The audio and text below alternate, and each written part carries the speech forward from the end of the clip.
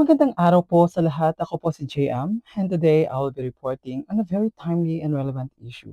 Offensive campaign speech and accountability. Particularly yung case ni Attorney Christian Sia. So ano nga bang nangyari? Recently, during the 2025 campaign season, Attorney Christian Sia, who is running for public office, made a sexually charged joke about single mothers.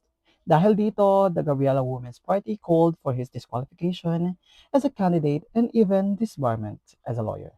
Ito po ang naging spark ng ating legal discussion today, pambabastos habang nangangampanya, at kung paano ito sinasagot ng ating mga batas. Siyempre, may magsasabi, freedom of speech yan. Tama po. Freedom of expression is protected by the Constitutions under Article 3, Section 4.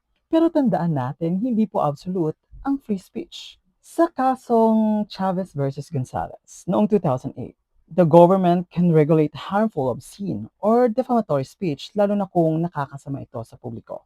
So yes, may limit ang pagpapatawa, lalo na kung ito ay may halong sexism at pang-iinsulto. Now, let's go to the legal basis ng disqualifications. Omnibus Election Code, Section 68, pwede ma-disqualify ang isang kandidato kung siya ay sangkot sa acts against integrity of elections. Safe Spaces Act, Republic Act 11313, bawal ang sexist remarks sa public settings including campaigns.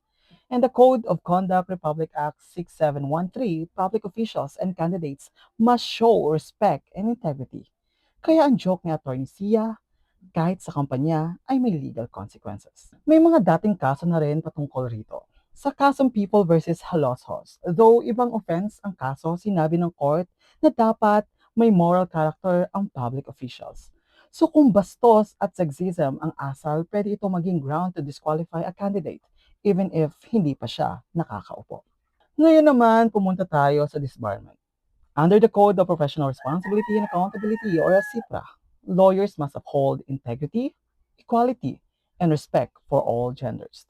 Rule 2.01, bawal ang sexist or abusive remarks. Rule 2.04, lawyer must uphold dignity of every person. So kahit abogado ka at hindi mo ginagawa sa korte ang joke mo, pwede ka pa rin maharap sa disbarment kung offensive ang behavior mo. Let's support this with cases. Sa kaso ni Gatchalan, kahit sa private life, dapat may decorum ang abogado. Sa kasong Rayala versus Sandigan, sexual harassment is equal to misconduct.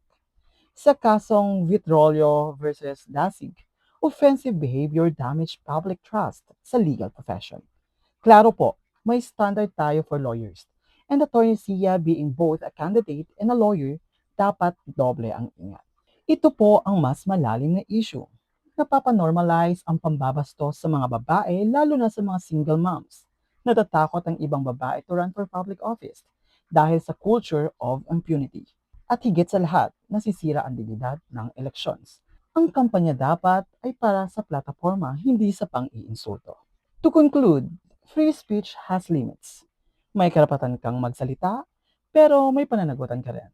The law provides tools like disqualifications and disbarment to protect our political and legal institutions. And cases like this remind us to demand accountability, not just from politicians, but from lawyers and public figures too. Maraming salamat po, and I am open for questions. This is JM. Again, hanggang sa susunod na diskusyon. And remember, I will be always your law companion.